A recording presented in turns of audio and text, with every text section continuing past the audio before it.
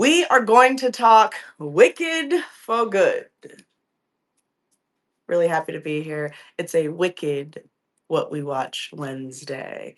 Tej, first few thoughts on the film. It's been, like I said, it's been a year. What did you expect? Did it meet your expectations? Did it exceed them? What were you thinking going into this?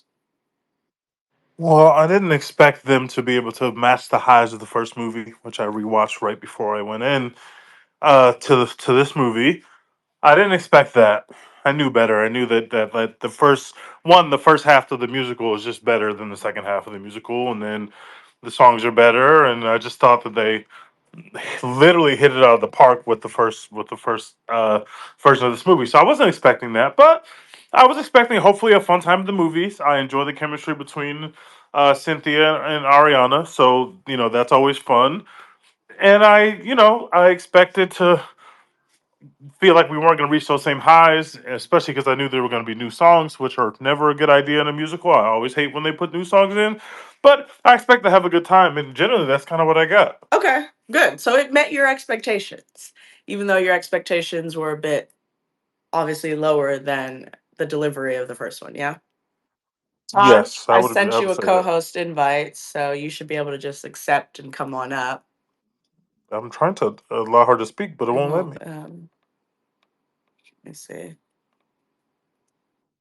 She said she was glitching. Maybe she is actually glitching. There it is. Welcome, Taj. How you Okay. feeling?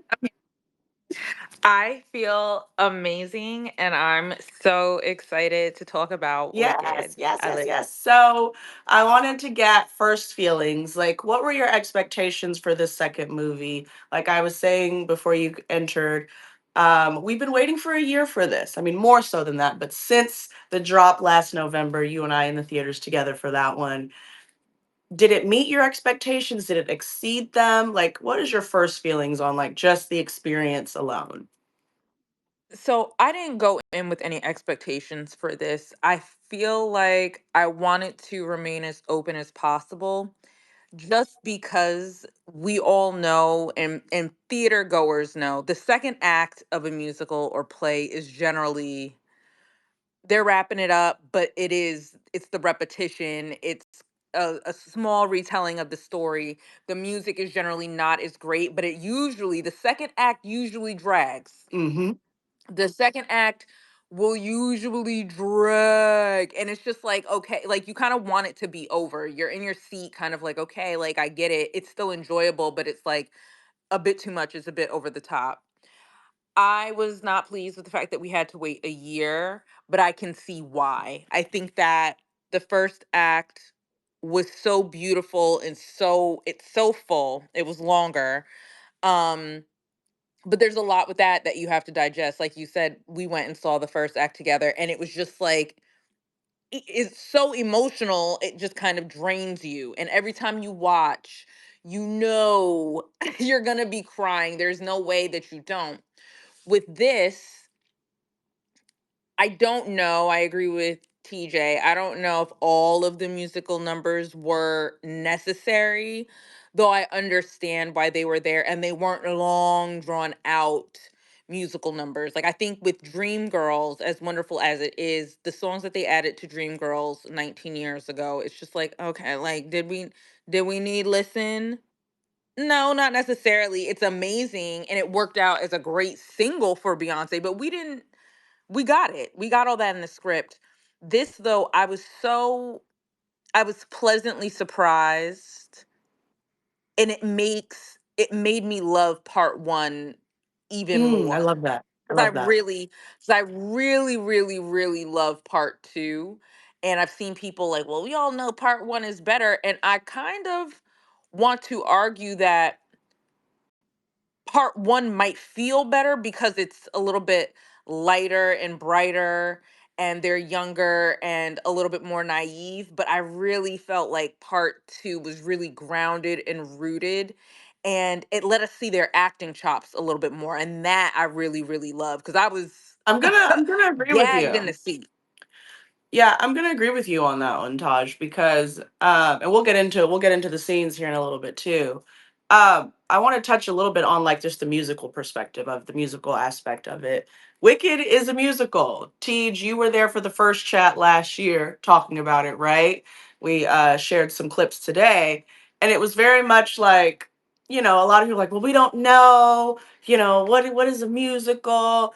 And I mean, you saw the reactions and the response from a musical perspective. How was Wicked for Good? Like, where does Wicked for Good ranked to from part one, to other musicals? Like, what really stands out in musicals for you? Because I really love what Todd said about the fact that this second movie is a little bit more like a movie where we really get to experience the acting chops of everyone. And I'm really glad that Todd said that. Teach, how do you feel just from a musical perspective? Well, from a musical perspective, we're not touching the highs of the first movie. I mean, the first movie ends with Defying Gravity, which is just an all time movie scene. It's just an all time classic song from a classic musical, and they fucking knocked it out of the park. It's a home run into an already amazing movie. Not to mention, you get popular in the first one. You get the No One Mourns the Wicked. The way you open the movie, it's just the music in the first one is just so perfect that there was no way they were going to be able to reach that in the second one. Because there is no Defying Gravity in the second part of Wicked, and the new songs don't come anywhere close to being on that level. I do agree with Taj that this is obviously a much darker film than the first one, which has a lot more zany, a lot more, like you don't really have a lot of moments like popular in this one. You have the moment where Elphaba is with the wizard and all, but you don't really have a song that stacks up to the top 3, 4 songs from the last movie. So musically, it doesn't come close. The new songs don't do anything for me, Mhm. but there are moments in the second movie where you're having a song that sounds perfectly fine, or you're still able to be in the moment with the song, but you don't have no all-time bangers in terms of the song. So it doesn't really. I don't think it stacks up on that level. Do you think like so? I mean, because this is all supposed to be one like production together, just given an experience like in the industry, part one and part two of your favorite musicals. Is it like part one and then like 18 musicals and then part two? From a musical perspective, like where is For Good ranked amongst like your all Maybe not times? 18, but we're not talking about a top 10 musical as a standalone movie. I don't think, like, the world that Shu has created, like, this was all filmed as one film. So, like, Wicked together as one musical, and I think is an all time classic because it was filmed all at one time, and the world they created is so fucking cool. But if you're just taking the second one by itself and just looking at just the songs, dude, we're not talking about a top tier musical in terms of just music. We're nowhere close to the top tier in terms of a top 10, top 20 kind of musical kind of thing, in my opinion. Okay, for Wicked for Yeah. Good. Yes, if you lump them together, it's way up there. But if you just take Wicked for Good, musically, it's not fucking with the top tier or even Uh huh. maybe that B plus level of musical, in my And Taj, opinion. same question for you, but again, I was looking for something that you Hmm. said, TJ, and you said it, and then thank you because same page.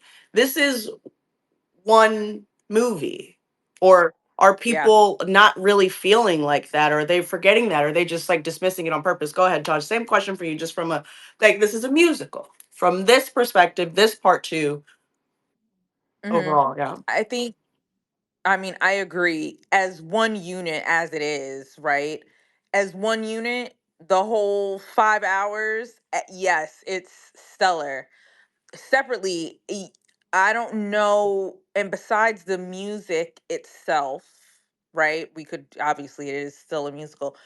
The music itself for me is what it is, but for me, when you are talking about a movie musical, you need those big amazing musical numbers with the crazy choreography. Like that for me takes musicals over the top. Like that is why I love musicals. My mom is recently was just like, I've always been like this, and she's like, I just could never understand like how you can just sit through some of these things, because she's just like, why? Like she thinks Chicago is like really dark, and I'm like, no, but you got to like really get into the set and the choreo. So for me, you Right. need intense choreo, and you need it to be filmed beautifully. There's a choreographer, his name is Busby Berkeley.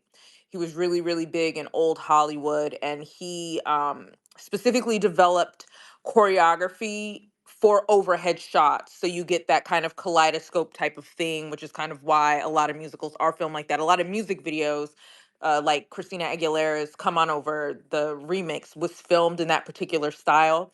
But he developed a way for it to just be more over the top. So when I'm looking Mm, at musicals, I need that. The music mm, obviously has to be there, but I need you to give me extravagant numbers, because those are the things I'm remembering. Like in Dreamgirls, Step Into the Bad Side is the one, never, ever, ever the two. Cell Block Tango with Chicago. You're never going to miss that visual. There are plenty of exactly. songs in that, but the visual elements you need. Like if the wedding scene in part two had been a full on musical number, would have ate down. Would have ate down everybody's lunch. But we didn't get a moment like that. But Very true. as a whole, 5 hours, since it is one thing, yes. Ooh, am I back? Yes. Sorry, I was getting called. Perfection. But part two, a great movie, the Alone. acting, yeah. Just But as a musical itself, no. okay. I'm inclined to agree. I'm really into musicals, not as much as Tej, and probably not as much as you either. Now that I'm hearing you, but I'm really into musicals because of the same thing that you're talking about, which is the visuals that come with it. And I mean, who doesn't love a bitch that can sing? Okay, bitch, you sang down in a movie. I like it. Don't even have to be a musical. I love songs in movies. When I see the woman singing, I love it. Babylon is low key slept on. It's more so about music, but there's some times where you just get people kind of belting or yelling, and you just get these really great sounds and vocals, and it's really really fun. Like, sound is my favorite. It is the currency of all film, and I'm really really into it. So now let's get into it for real, because here's some things and some commonalities I keep hearing from you, from everyone. We're going to get into the gripes later, but what makes this movie so much darker than the first one? I know it's the music, maybe the kind of story, maybe just what we went through, because that's part of the story.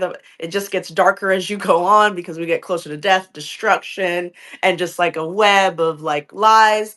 We keep saying that this movie is so much darker, which probably colored a lot of people's experience from part one. Tej, what makes this movie so, like, when did you decide, like, oh shit, like this is totally different than part Well, one? our main character is an outcast, and literally only then the moment where she is considering the wizard's offer, and some moments with Glinda herself, like no one is accepting of her. No one is really giving her those moments of levity. When you're watching the first movie and she's an outcast at the beginning, but then her and they start to put together their relationship, and then all of a sudden they're on the same side. Like that is when you're seeing her at her happiest. Now she gets to experience being popular. She gets to experience being more normal than she is, despite the fact that she's been green and kind of an outcast her whole life. And so there's no moments like that in this film.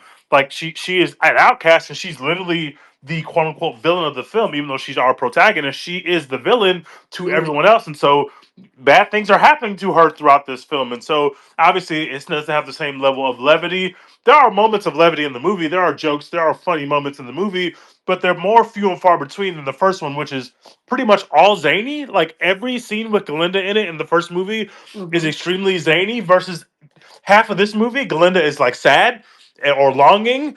Like in the first movie, she's just happy and she just like you can't tell her nothing. And mm. so there's a lot less zany in this movie, but it still exists. Taj, what do you think? Can you repeat the question one time? Sorry, I drifted. What makes this movie darker? Like, what was the moments where, Oh, because Tej really focused on Galinda. Like, Galinda carried a lot of the happiness and the levity in the first one, and that's interesting. But we see, these kind of changes. Taj, what made, like, when you were like, oh shit, like, okay, the lack of, like, the discrepancy with levity in one versus two is like really high. When did you notice that, or did you feel like the gap isn't that large and this was not as dark as maybe some people might think? um, hmm. I think, and I didn't want to make this comparison because I've been trying to stay away from it. I think that this was dark for me because it is based in part of my reality. Mm, I want to be clear. I know that the two people that originated the characters are white women, and I don't think that when Wicked was written, it was meant to take on um such deep political and social meaning based on the time it came out. I think right now it does have a deeper political and social meaning with a lot of parallels. I think for me, this felt darker because if you're looking at Elphaba as the outcast, we felt it. I think as Black women in part one, like, yeah, this is how this goes.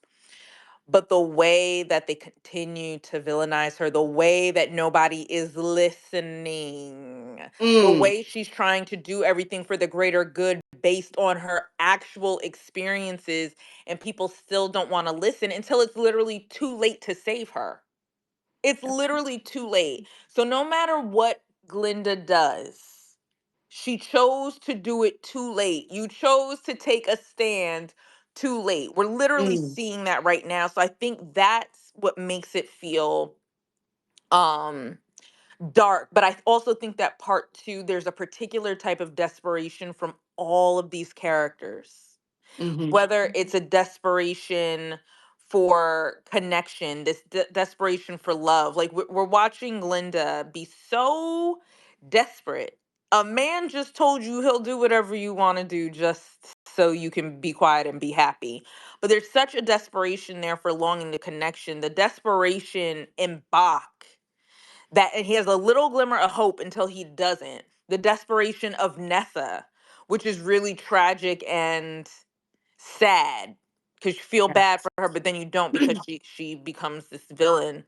Um, even at points that I mean, not even at points, the desperation of the wizard overall, Yep. this extreme desperation for power when you have none, and you'll do anything to keep it. I won't give away the ending, but when you realize everything that he's done to keep one person down without putting together different pieces of the puzzle, goes crazy. Madame Morrible, disgusting. Couldn't. By the end, I was just like, please, enough of her.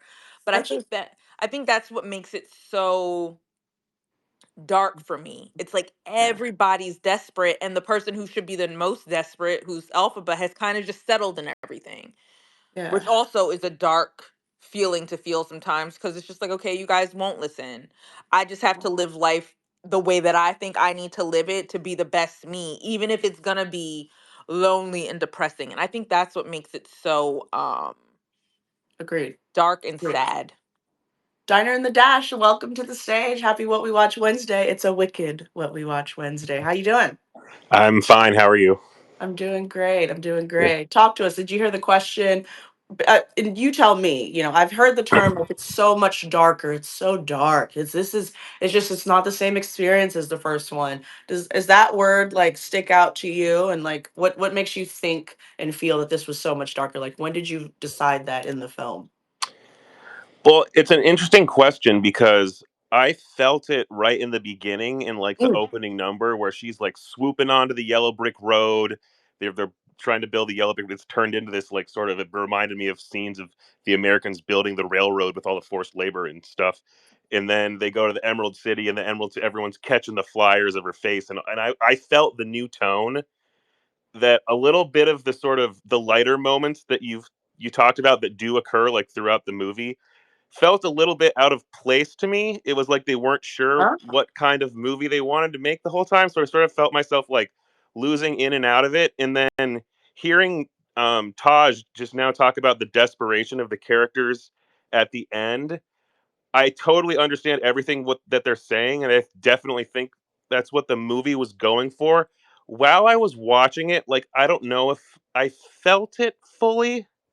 Like even when Elphaba and Glinda are talking their last conversation in the castle, it's like I wasn't sure if I felt the whole like trauma of the situation. Like she's about to lose her best friend forever. Like Elphaba's like accepting her fate more or less. Hmm. Um, but maybe I don't know. Like some of the lighter moments felt a little out of place for me, and maybe they just stuck with me too much throughout the Okay. course of the movie. Yeah, Like because of the contrast. there was Yeah. one scene that really rubbed me the wrong way. Uh-huh. It was during the musical number between the wizard Glinda and Elphaba where they had like made this deal, and they're all holding hands and spinning around, and there's a close up on all their faces, and that one part of the song really just kind of rubbed me the wrong way for some reason, and it was just distracting. And then I don't know if there were just little parts like that, but there are different parts that I really liked that I can get back to later. But I Well, thought the movie actually struggled with tone a little bit, like between huh, light and dark. And okay. yeah. So I don't know. We're gonna get to gripes. So hold that thought. Yeah, because Yeah. okay, I'm into that. Tej, you have your hand up, real quick. Go ahead. I think I think Taj made a great point, which is the Wicked, the source material is not really about race. Like the Wizard of Oz is not about race. And so when you put a black woman in that role of this character, which Chu didn't do first, like there have been women who played Elphaba on the stage who were black. But when you put a black woman at the center of this film, the audience, and especially the black audience, is obviously going to see the very thin overlay of Elphaba's being treated like this because she's green, but it's because she's black. Like this is a stand-in for race, right? It really helps the first movie because she gets this really amazing moment. She's defying gravity. She's rising above these people that are quite literally trying to oppress her. And she is standing up to her oppressors, and she has a very triumphant moment to end the movie. But the same way it works really well for the first movie, I think it really clouds the politics of the second movie. Oh, It's like impossible for me to see the end of the story. Okay, there's gonna be spoilers here, so I'm gonna go into spoilers now. spoiler alert. You know that's Spoiler fine. What alert. we watch Wednesday. So, you get to the end of the movie, and basically she's got to be sacrificed and she's got to die so that Oz can move forward and move on, and Glinda can assume, power, and it could be a better place. But what happens to our hero? Well, the love of her life turns into a scarecrow, so he's not himself anymore, and then she is outcast. She Oh, we lost you Sorry, I for a got a second. phone call. Am I still here? Yeah, my mom called me right when this stuff started. People Sh- gonna call us. Okay, go ahead. You must got Can you me. hear me? Yes. Okay, so she is alive. Like she gets to live, which is her happy ending, but like she's literally outcast outside of Oz. They say earlier in the movie, there's nothing outside of Oz but like nothingness. And so she doesn't get to be, vacationed up with her boo, living on the high hog. Her happy ending is just her mere survival, no matter what her life's going to be like now that she has to leave her home where she's always lived and she's never lived anywhere else. And so that level of showing that this black woman who dealt with all this adversity, her destiny was to be sacrificed, like not actually sacrificed, but sacrificed in name, and that now Oz gets to go on with this other leader who's not her. It just it's complicated. Like I'm not saying whether it's good or bad. It's just extremely complicated. It's not nearly as clean as the black woman who's being oppressed all of a sudden gets to defy gravity. That's so much cleaner. That's so much easier to understand. That's so much more palatable. Politically, the ending of Wicked doesn't necessarily work nearly as well as when you watch the screenplay, or sorry, when you watch the stage play, and race isn't overlaid on that, so you don't think about it in that way. So her being black really helps the first film. I think it kind of complicates the ending of the second film. Hmm. Okay. Okay. My perspective on just the kind of concepts and themes where we describe the darkness. It's interesting. As the creator of what we watch and what we watch in film has done for me, it's very hard for me to divorce films from reality. And I don't ever really want to. There's a reason why we're watching these two movies under the regime in which we're watching them. Um, Throughout history, Hollywood and actually Nollywood and Bollywood have always reflected the times, the classes, the wars, the revolutions that were taking place in real life. And the writers and the directors and the artists that are responsible for all of these productions are living in the same worlds that we are in a sense, right? Just with different experiences, different backgrounds. And I love that y'all bring it up that, the original Wicked wasn't trying to say what we are receiving from these films today. It wasn't trying to say that, but I think it's so fucking cool that Jon M Chu was able to kind of convey this based on casting, based on the storytelling, based on the cinematography, that hey, like this is a reflection and a reality that is pretty profound. And that's the word that I would use. the first part one for me was, of course, light and bright and fun, and there's that excitement of like entering this universe that Jon M Chu and Cynthia Erivo and Ariana Grande have prepared for us, right? It's just, it was so much fun. There was an excitement about it. But for me, it was still, I would also call the first movie dark, not in the same way, but it's like a dark where there's like apprehension and anxiety, right? Because I knew what was coming. You were building to like, I kind of knew like we were building to this kind of outcasting of this woman. And it was just so sad to see kind of like, it's one of those things where I love like a villain origin story, right? In which you see how people are beaten down and ostracized and teased and bullied and just really kind of like forced to be isolated. And they don't get to be. And then the second part, really just there was no undertone of that. It was like, no, this is what it is. Fuck her. She's a villain. Burn her. Minimize her. Dehumanize her. Whatever you want to call it, right? You know. And then like the race thing just kind of was always going to be there. And I think it was beautiful because we also had like moments of friendship and love, and that's what made this movie darker for me. But it was just more profound and more desperate. Like I really like the term desperation, Taj. This movie, and you felt it while you were there as an audience member. Like there's a lot of desperation in this second movie. The first one, there's no desperation. We're kind of just going on the journey, and we can feel everyone's feelings, and we're invested in all the We're dancing characters, and we through kind of life. know what's The going to first movie, happen. we're literally dancing through.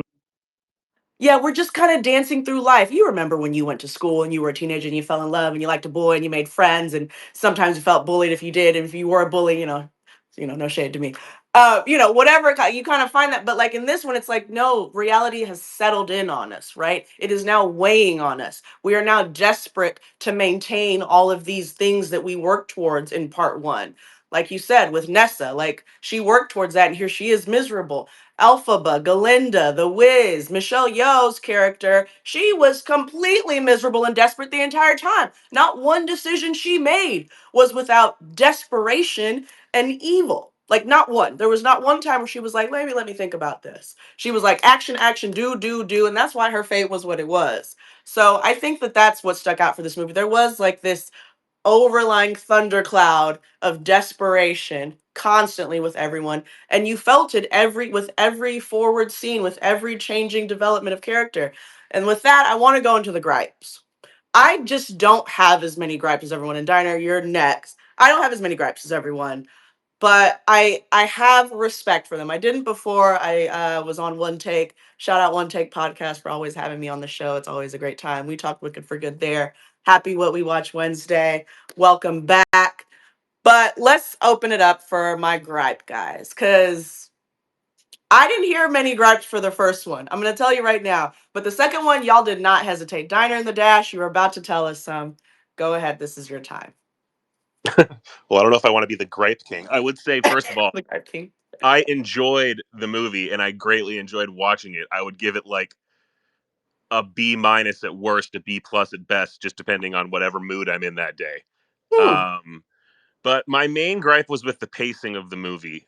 I thought the first half seemed rushed, and then the very ending of it, it had the best moments for sure, but it's still kind of dragged. But it was more that everything seemed rushed, and then they were throwing the stuff in from the original Wizard of Oz story that I wasn't ready for because I never spoiled myself for what was going to happen for the rest of the musical. Um, so it seemed like it was too much happening at once for like the first half of it, and I thought the Wicked Witch of the East stuff, they didn't build that enough to get to the point that it did at the end. Mm. Um, I Can I they, like can I stop you right there? You've yeah. already hit one of the main gripes, and so I'm going to put you on the spot. What should they have done to develop the Wicked Witch of the East? Should they put more in the first movie? Should have they done more in the second movie? What are y'all really asking for there? Go ahead. What do you think should have happened instead? So we knew Nessa in the first movie as younger than Elphaba, still growing up, a nice, sweet, innocent girl for the most part.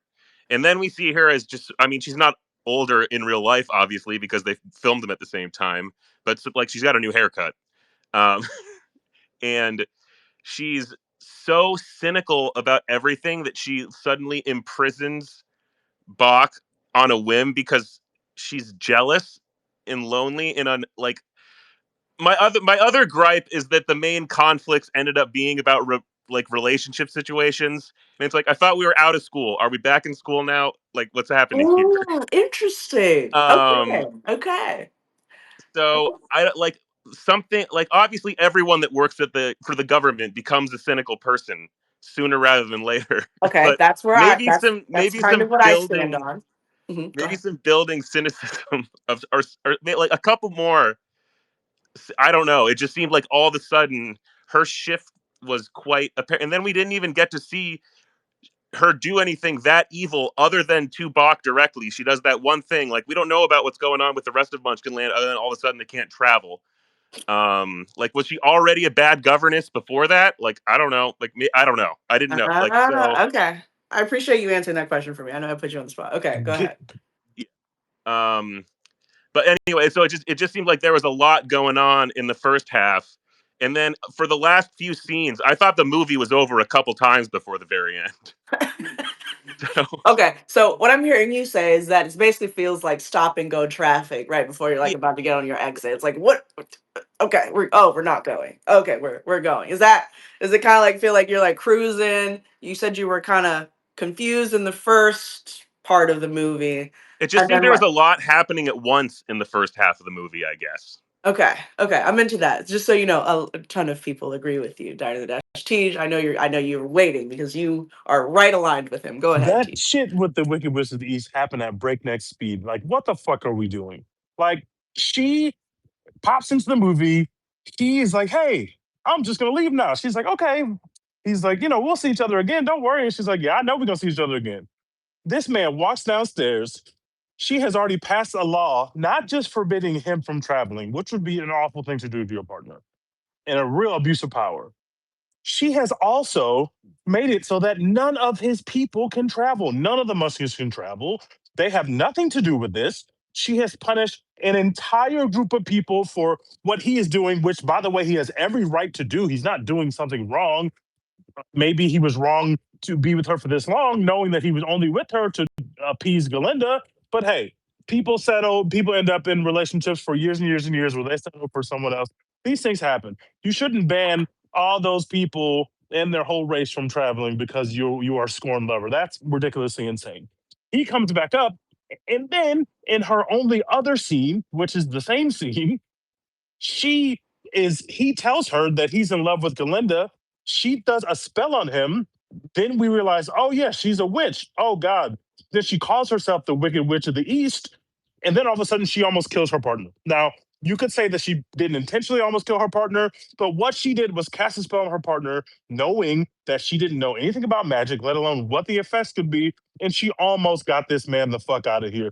And that is the last time that we see this character, because the next time you see her, quote unquote, she has a house dropped on her, and her sister doesn't even fucking mourn her in the movie. Everything that we did with that character was an absolute mess. It's just a mess. It's just a complete mess.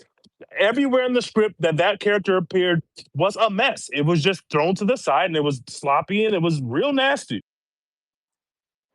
Men did not like this. Taj, do you agree? Is this one of your gripes? Do you have an added gripe? I'm cracking up because it's just literally something I didn't think that much about because I just didn't care. I just don't. Twinsies. I did not care about Nessa. I did not care about Bach. Twins. I think that it was whack when he showed up trying to leave and she changed the law, but everything else is just like I will say I also felt like one of the darker parts for me in the movie was how angry Tin Man was. Like, I need us to calm down, but I'm also just like, Tin Man, you were in the room, so you know that Nessa cast the spell, not Elphaba, and you're telling everybody it was Elphaba. That pissed me off because he has a brain still. He just doesn't have a heart. He was So leading for a me, I'm clan just rally out there. He literally was leading a clan rally outside the right. castle. Right. But you know what I'm saying? It's like Tin Man has a brain. He knew and saw what was happening and he faced Nessa right after. So I couldn't understand if you were so willing to get away from her. If that's who you wanted to leave and you know it was her, why not just say that? How did that turn into it's Elphaba? It's not. You could have said she was there. You could be mad that the Grimmery was there because she was, but you know who was casting the spell, and you heard Elphaba say, "Don't do this. You can't reverse it." So I don't know if it was a plot hole or what. That I didn't like. Everything else though concerning them, it was just like, okay, like get her out. Um, I did not like the fact that we overemphasized that Coleman Domingo was in this movie as the Cowardly Lion, and you don't even know it's him because the voice doesn't sound like him, and the lion says two and a half lines, like enough. Um, I A didn't fair gripe. need. I didn't really need.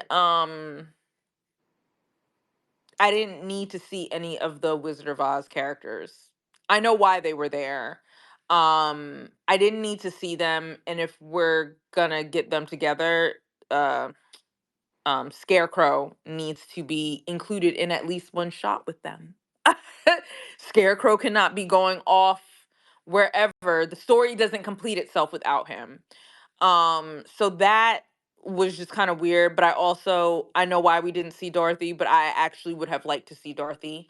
I needed some type of actual expression on someone's face. I wanted some fear, some excitement at certain points, her feeling proud that she melted the witch something. I'm assuming that it's because we did all the homage that we could to Judy Garland, but I did really want that. I felt a little, I don't know, that left me feeling kind of empty cuz the big thing with Judy Garland was like the eyes and all that expression, and I don't I would have liked that. Um, I will say I'm gonna agree with a lot of the internet. Michelle Yeoh really pissed me off in the second half of this thing, and like I'm a Jeff Goldblum fan, so I am a little biased. But I saw someone earlier saying you guys are taking it out on Michelle. You should take it out on Jeff. Jeff showed up as Jeff in part two instead of like the Wiz. I feel like he's been more whimsical on the carpets than he was in this part. And I felt like it was just giving, it was a little too pedestrian. I'm so pitiful. Then I'm whimsical and all these things. But Michelle, I just did not like her performance in the second half. I wasn't, she was my least favorite character in the first one, but this in the second half, I just don't think she played evil well. I felt like the hand choreography she was doing was a little, it was just weak. It was weak. It didn't make me feel anything. It just felt kind of like You say haphazard. I'm with you. I just, I'm with you. it's just like, are you casting a spell or are you just moving these arms, sister? Like, I felt like it was just like mm, not, it lacked a certain power. I didn't feel like she was underprepared at all. I just felt like this was just not her bag. I don't know if she has experience with music prior to this, but something about her presence didn't feel good to me. And I also would have liked to see her show up a little bit more conniving. Like this act, it was just very much okay, like she's a mean girl, she's gonna act this way. I still mhm. wanted her to be faking the funk a little bit. Like she's not even trying to fake that she I doesn't, agree. you know what I'm saying? So that was really kind of that was a very Well, specific choice that she made. And I think seeing the clips resurfaced of like Shirley Ralph, who played Marble on Broadway, just seeing her like turn it on the carpet. Granted, she's dramatic as it is, but seeing that and then seeing this, I'm like, yeah, like it did need a little bit more structural drama, a little bit more flair, like just it did need to give a little bit more for sure. Yeah. yeah. So it was just they were also, My I'm sure, tired. Um, but I feel like those were my those are your gripes. Yeah, I feel like those are I also I must agree with Diner, our friend Diner here, because that number with Jeff when they were spinning, I did need it to be over. I needed Yeah. that to be over. It was just like we got it. We know, Let and me that gave childish to me also. That gave a moment that should have been in part 1. These adults are not, it's enough. We've seen it we've seen enough. Diner, Tasha, thank you. I'm gonna echo everything except for the criticisms of my husband, Jeff Goldblum. I'm gonna echo Relax everything you're now. saying. Relax. That's my man. Um, my husband, he did a great job. It's interesting. So let me go to the Nessa of it all, because the men in here are feeling a way about it. The Nessa of it all, Taj, I'm with you. It didn't really, because here's the thing: I support women's wrongs, and I support women's wrongs pretty swiftly. I mean, yeah, I can go from sweet to cynical real quick if you play with me. And that's just not what y'all used to. You're not used to women doing that, especially not on screen. Yeah, switch it up real quick. Oh, you're leaving me. Get your ass back in here. Get your ass back in here. And I'll make sure your people know that too. Your people gonna be fucked up too. I'm not saying like, politically it's just asinine, but like men do this all the time. I say turn it up, honestly. My issue with the Nessa scene though, I don't think Elphaba did enough. And I've heard no one say this. When Elphaba was just like leaning over her gently, I wasn't committed or convinced in that. I'm like, Elphaba, you need to stop her for real. Like, this is not giving. Oh, just stop. Like, I don't know if y'all saw like the camera pan down to show her hand, like kind of trying to stop her. I wasn't convinced. I'm like, she's not. If this girl is casting spells incorrectly, I feel like you're gonna do a little bit more to stop her. It was just kind of like this, and she was just like perfectly posed. She was like, "No, you're gonna say it wrong." And it was just like, I'm not convinced. That was the only part I had. Nessa turning up on Bach, honestly, I think you guys need to be more accustomed to seeing women do randomly fucked up shit that blindsides you. Okay, I'm gonna say that again. I think y'all need to be more comfortable with seeing random fucked up shit that blindsides you guys. I think we need to see that more on screen. I'm also with Taj, like I didn't really care what happens to that couple anyways, because everybody was lying. Everybody was fake from jump with that situation. We know where Bach's head is at. Bach trying to hide that, also an unnecessary shot. Hated that shot. Bach putting the newspaper in his armor. That was dumb. There's only two people in the room. Like, I don't. What are you hiding? I didn't understand that. But the rest of it, the Tin Man of it all, Taj, thank you for bringing up the fact that the Tin Man being mad at Elphaba was some bullshit. I'm so sorry. That's bullshit. He was right there. He was in the room. Everything was happening. That little scene where she tried to convince him, no, it wasn't me. Yes, quite literally was. But okay. But you know what? Fine, I'll give it to you because Elphaba didn't really do too much, and you the freaking expert, Miss Mamas. You the expert. So like that scene, Diner, your comment on pacing for me, I was having a fine time in the during the movie, especially like the first half. I was fine, but there was a real ramp up when we got the girlies fighting. I really liked the girls fighting. There was a real ramp up. What I will agree with you on is, though we cut it to 2 minutes and 2 hours and 17 minutes, whatever it was, 2 hours and 32 minutes, we did do a lot.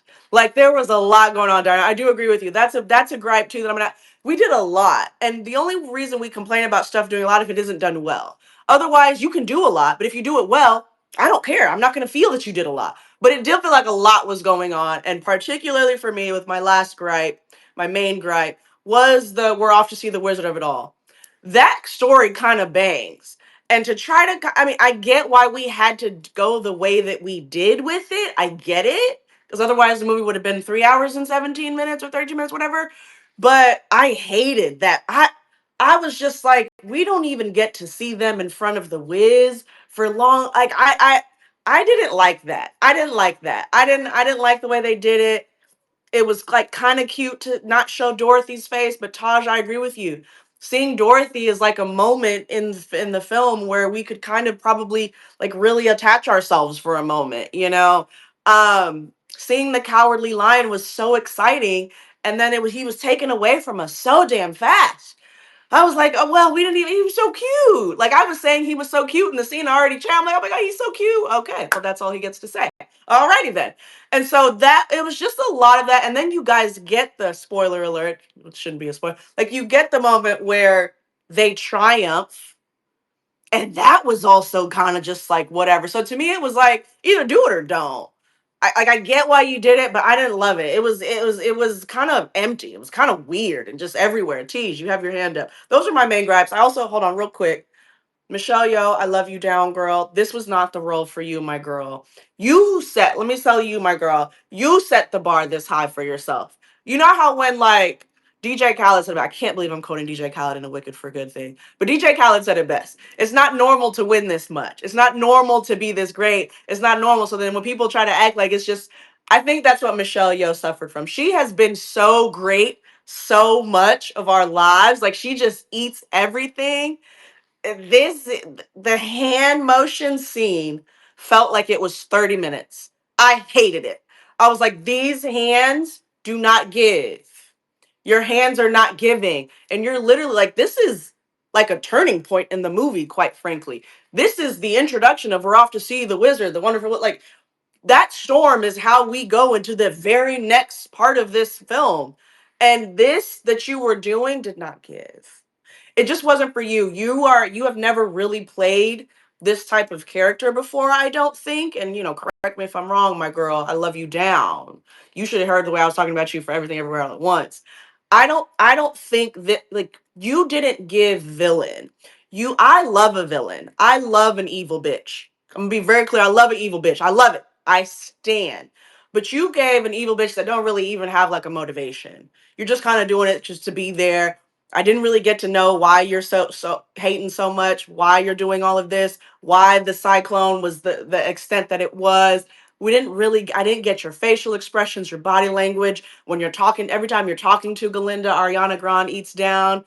You gotta really kind of I didn't feel that and I don't know if it was entirely that maybe some of the script didn't really allow for it, maybe some of the editing kind of took away some of those moments. I don't know, my girl, but I wasn't fully committed. I was like, you're just being a bitch to be a bitch, and I want something behind it. Tej, go ahead, you had your hand up. What was you gonna say? I would say I also don't have love for her performance, but I don't think it's her fault at all in the slightest. Okay. I think she's perfectly fine. I just think it's a nothing character with nothing to do.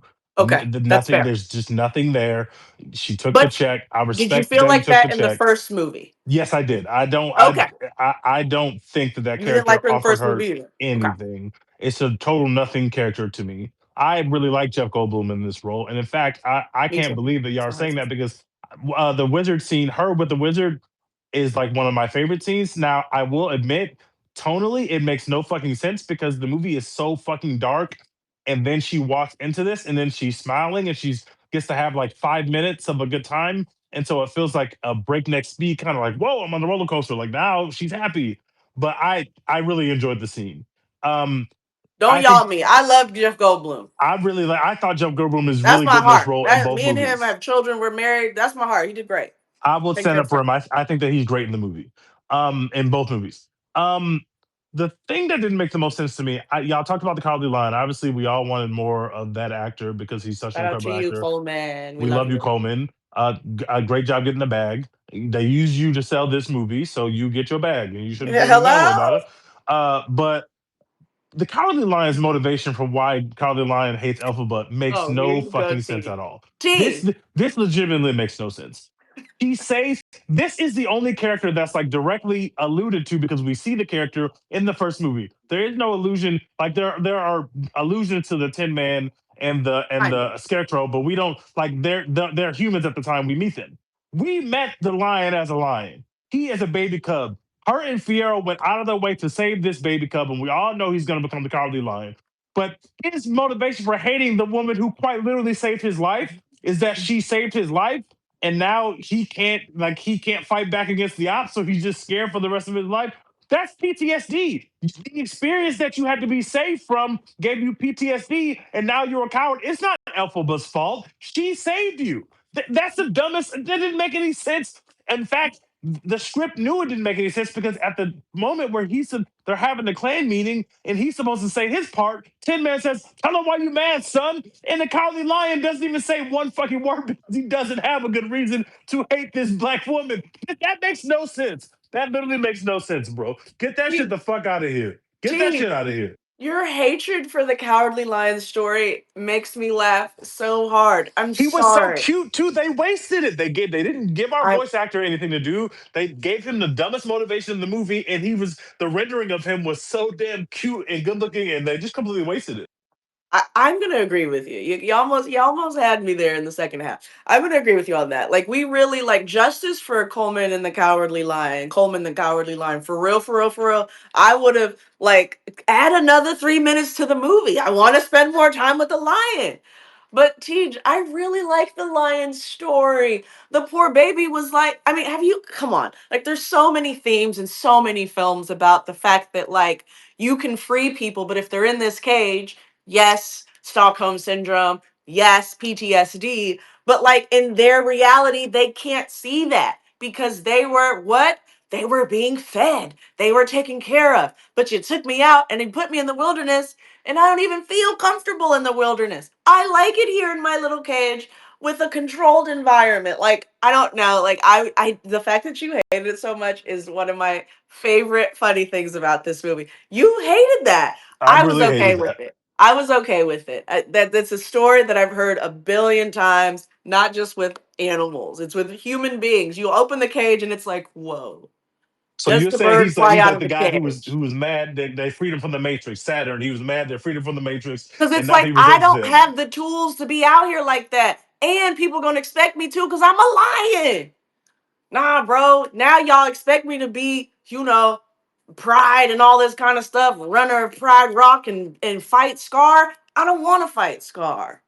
And you could be mad at him for it, but like it makes sense. Diner, go ahead. Tyler, how'd you feel? Because I tell you what, TJ is not into the Cowardly Lion thing. Well, now that you said your whole thing, I definitely agreed with Tej as I was watching it. Like that what? It's like Y'all how old of hated a cub was he when they took him out of the cage? Was he like 2 months old? How much of it does he remember? it. Like I don't know. Come on. That's fair. That's fair. But I will agree. I wanted less Michelle Yeoh and more Jeff Goldblum just in the context of this movie. Like, Hmm. why was she officiating the big wedding? Like, why wasn't the wizard officiating the wedding? Like, put him in there. There See, are choices there true. I thought were not the best choices. But I was just gonna to put a positive spin on the complaints about the Wicked Witch of the East is I thought the actor and actress, Marissa Bode and Ethan Slater, both did tremendously with the Okay. content that they were given, whether it made sense or was not enough and or not. Like they were both great, especially since uh Fiyero, Jonathan Bailey, like didn't have much to do in this movie. Like Ethan Slater being the angry, bitter Tin Man, like even if it didn't make sense, he ate the fuck out of being the angry, bitter Tin Man. I was like, oh my god, this little cute Bach from the first movie, he's fucking pissed. Diners, thank you so much for saying that. They, Shout no, out they, to all but of they them. both did a great job. They really did. Shout out to all the actors. And this, you're making my job super easy. The last few minutes here, I want to just talk about what we loved, how much we loved it. And that's one of them. Like we really got some great performances. It's hard in general. It doesn't matter if it's your second season of a TV show, your second episode of your TV show, your prequel to a film, your sequel to a film. Every part two is really, really difficult and can very rarely lead up to part one. We've been talking about film for 5 years and here at Wicked What We Watch Wednesday.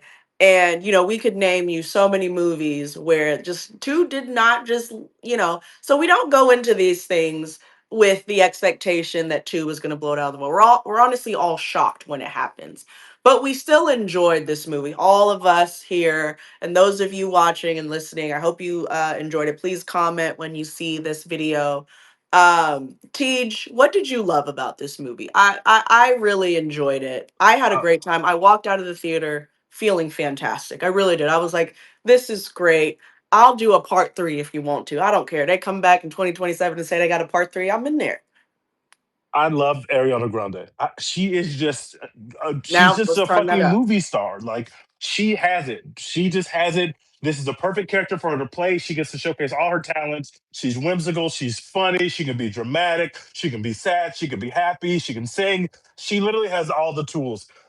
Revo is amazing. Their chemistry is just mind-blowingly good. The stuff at the end of the movie where they're saying their goodbye, even the stuff where they first have their first interaction after she's been away, it's just magical. And Ariana's got a hard job because she has to emotionally be so many different things at once. She's got to be happy and good, but also has to express how sad she is and the perfect life that she's built for herself. She's got to express how sad she is for her friend, but also has to do very shitty things to her friend and has to feel genuinely hurt. And obviously, anybody will feel hurt when your man sleeps with your best friend. Anybody will be hurt by that. And then you have the kind of that second act of the middle of the movie where they have the exchange where she slaps her and they're fighting, and then Fiyero saves Elphaba. That is just electric filmmaking. The theater we were in, the three of us went to go see it together, me, Monique, and Taj. Like the theater was on tilt. Like that is real drama, messy drama you put on screen, and people just love that. I really, really reacted to that. I had a pretty good time at the movie theaters. There are a lot of the songs are fine. The acting is incredible, and I just really enjoy the universe that John Chu created. Like overall, the level of filmmaking, some amazing shots. Some of those wedding shots were so cool, especially when Ariana's in there alone with Yes. all the flowers. Like, there's some just genuinely cool shit in this movie. I didn't really care about the Wizard of Oz stuff. It didn't bother me. The only things that really bothered me visually were how shitty the scarecrow looked when we finally saw him. He looked very shitty to me. And also when Oh, they de-aged Jeff Goldblum, he looked oh, absolutely horrible. fair, That fair, looked so bad. I was like, please get this off my fucking screen. Other than that, fair. everything looked amazing. And I think overall, Chu really has to be commended for what he was able to do.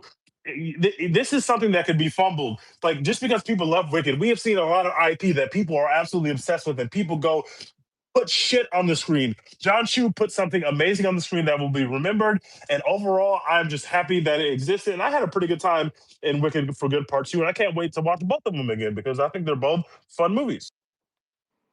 I'm gonna fully agree, Tej. I mean, first of all, uh, I want to celebrate your growth. I'm probably gonna clip these things what we watch. In the first space, you were like, "Yo, I didn't know Ariana Grande was had it like this," and here you are, and it's like first and foremost Ariana Grande. So I'm really She glad. has it. She is a I'm fucking really glad star. you're here. You're in the right place. You're on the right side of history as you traverse this reality with us. Ariana Grande, our Cancerian queen, our perfect, perfect girl. And I don't, yes, we speak in hyperbole often, but this is a genuine kind of feeling that I've had for a very long time. I love everything that Ariana Grande does. She is a business mogul. She is simultaneously extremely talented. I love everything that we have been presented about her. I don't know her personally. I would love to know Ariana Grande personally, my girl. There's nothing you can tell me. It's like there's very few non-black women that you could tell me anything about, and I wouldn't let you cook. But Ariana Grande and Britney Spears, you can't tell me nothing about them. I don't care. I don't care. I can tell you some She's things her. about Britney Spears if you give me the N- time. Now, Nope. hold on. Nope. Hold I on. don't. I don't care what you say, TJ. Don't I don't care. don't I don't care. And Ariana Grande, like I know she's younger than me. Actually not. She's actually 5 years older. But I know she's like in a different age group. But like she might like give her another 5 years. You might could say something about Ariana. Might maybe one. You might could say something about Ariana Grande to me right now. But in a few years you won't be able to. I don't care. I don't care. Let her do it. Let her cook. Tosh, what do we love about this movie? I must agree. I love Ariana Grande. Have for a very, very, very, very, very long time. And part of it's because I'm a Mariah Carey disciple. I'm a lamb. She is the goat. And I really have loved Ariana because she has such a deep respect and reverence for her art forms. She does. So whether it's music, she's well studied. Whether I mean, she started her career on Broadway. Literally. So she to see her do this and be able to live part of her dream out in such a big way, it's just beautiful to watch. Yes. But like I said, I love her anyway, and I appreciate her as a performer because it's no secret that she has gone through a lot of stuff publicly at a very, very, very young age. Like she's in her Mhm. early 30s now, but that level of fame and to keep your head on your shoulders to be able to achieve something like this is no easy feat. Mhm. And that's going to take me into Cynthia Erivo. I appreciated that there was less music in the second act because I could really see her acting chops.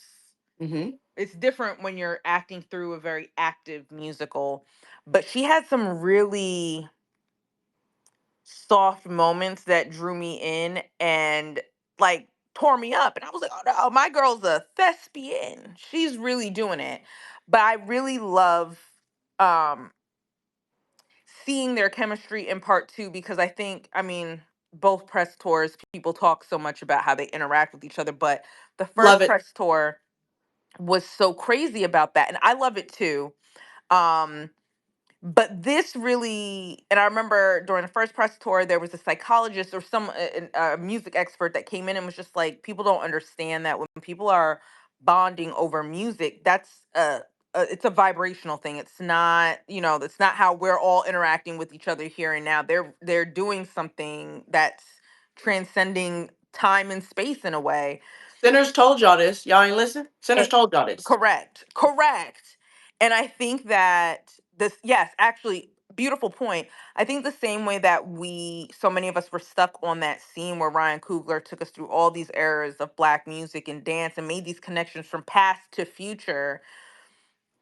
It's the same way that this movie, you see and understand these characters, but you understand these women more, and this bond that they have. And it's sacred. Like them as people, but them in the movie. Yeah, we can say that Elphaba should have never spoken to Glinda. Glinda should, whatever. They're bonded. And I just really loved it. But I'll tell you something. I have never watched a scene like the one where they slapped each other and then Fiyero put the Ozzy gun in Glinda's face. Monique and Tej can tell y'all, I sat up in the movie theater and was like leaning into the screen. And what they couldn't see was like I started crying. I was not sad. I wasn't sad. I wasn't angry. I had just never We experienced just so many, overcome. yes, so many emotions at once. It's just like, oh no, the girls are fighting. The Oh, girls are okay, fighting wait, for but there's real. like a very deep love happening with this man for this woman. But then I'm also like, Glinda's heart is breaking because it's real.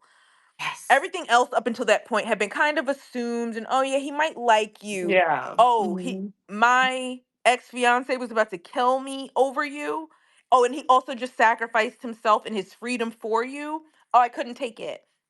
But I just They slept on it, Taj. They slept on it a little bit I there. They slept on can't. those additional what Ooh, Fiyero did. Hmm. it was really like I can't wait to see it again because I'm so gagged, but I also I enjoy that this is a set and mood thing. I enjoy that they kept everything vibrant even when stuff got kind of dark. I think sometimes nowadays when movies are moody, it just is really, really dark. And I also think a lot of people don't know how to play or manage color. And I think John Chu did and his team did a phenomenal job of that. But I really, I enjoyed the movie, and I enjoy that Glinda had somewhat of a happy ending because I think Glinda finally found her voice and finally stood for something. It took forever, but I'm glad that Elphaba was able to have love without any type of judgment. I thought that that was, and so was he. But yeah, the last moment where they're sitting in the meadow and Glinda puts her head on Elphaba's shoulder. That was It's done. I'm Mhm. about to cry again. It was just too much because when you know real love via friendship, that shit is like it's deep. That it is really actually like that deep because you're It really is. putting all that trust in that person. So when that, and then when they connected at the end and they were both singing in tandem in two different places, it's like when you're connected to someone, no where space and time doesn't matter.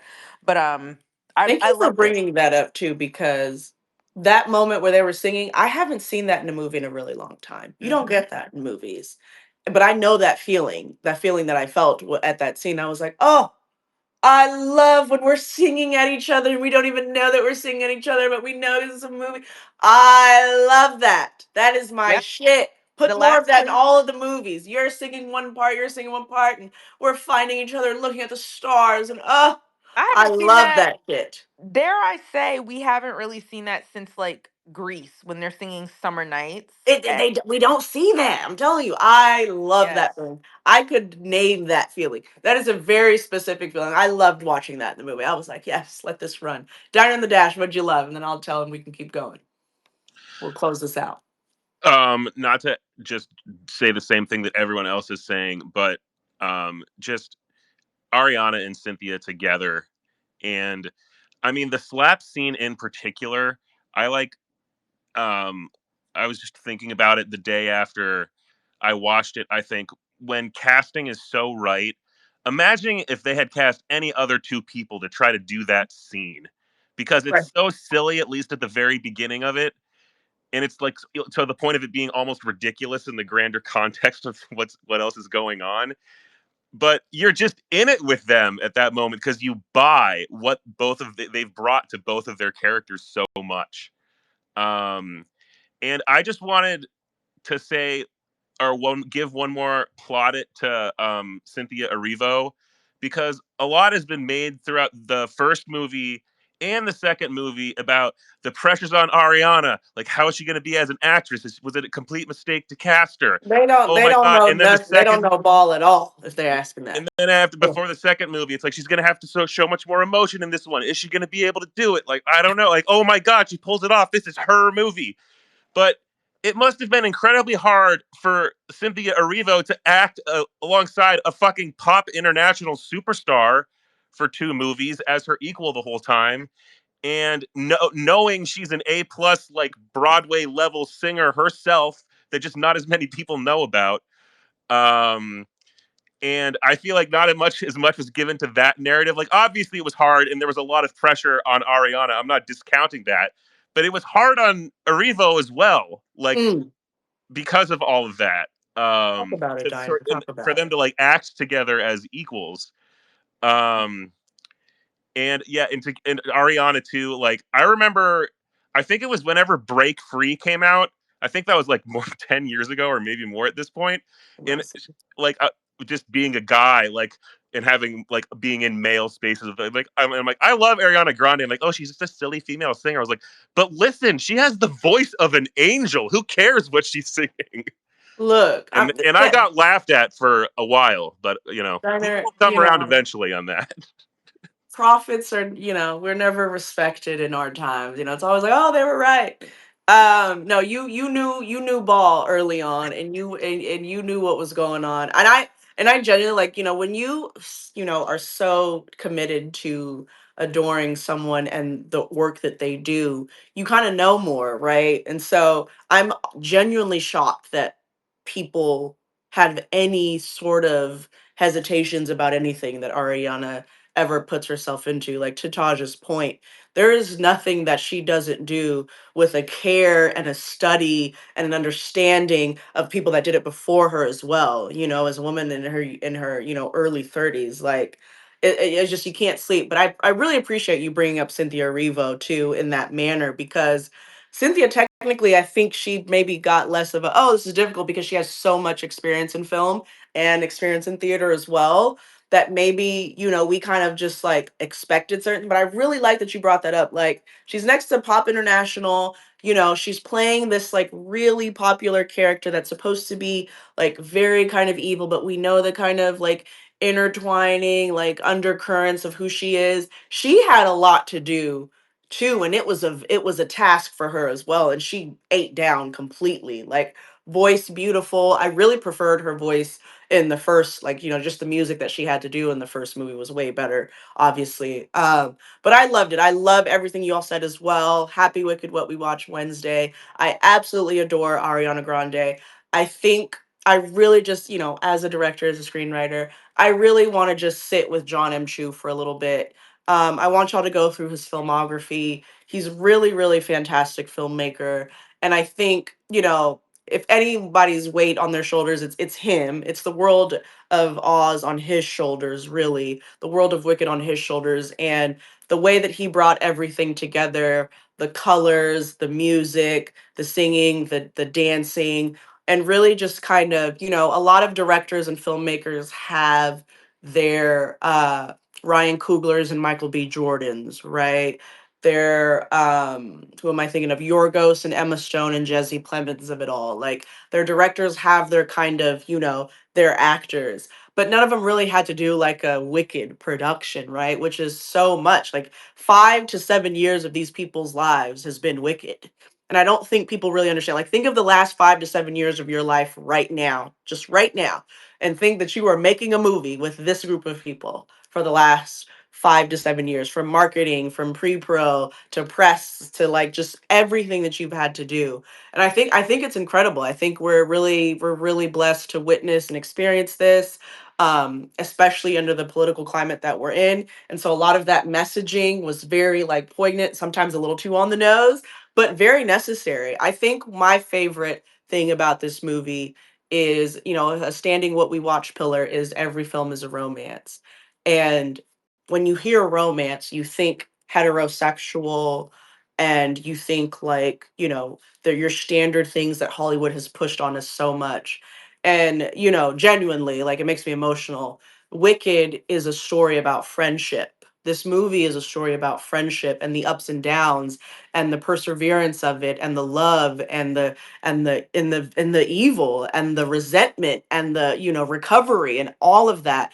And that's also kind of, for the religious folks, it's a biblical thing. Like friendship is something that I feel like, our societies have kind of like suppressed and really kind of nerfed in a way, if I may say. Like friendship is so important. So I think it was such a great decision the way that he told the story, minus the pacing and all of it. But it was such a great decision to see Elphaba walk away with her man. Yes, but that was not the last shot you see. That is not the last shot you see, because really it wasn't about that. It wasn't about Galinda finally acknowledging the fact that no, I'm not good yet, but I'm trying to be. Like I fucking love that line. It's one of my favorite lines in the movie. Y'all slept on that line. When she was like, "Oh, you're good." She was like, "Well, not yet, but I'm trying." Like that's the mark of a good person. And then, obviously Elphaba gets to be with her scarecrow out in the wilderness. I think that was beautiful. I disagree with Tej on, he says Jon M Chu's messaging was very poor there. I was into it. But I mean, there is a profundity in friendship and the love and the divinity of friendship that this movie shares that I really want people to sit with and think about. That them say ending with that scene of them in the sunset and the meadow. That's really what Wicked Part 1 and 2 is about. And so I really loved it. I was obsessed with that. That was a choice, and that was a very deliberate choice. So shout out to you, Jon M Chu. Shout out to the team. We love you. Thank you so much for joining. That was a Wicked What We Watch Wednesday. Ciao.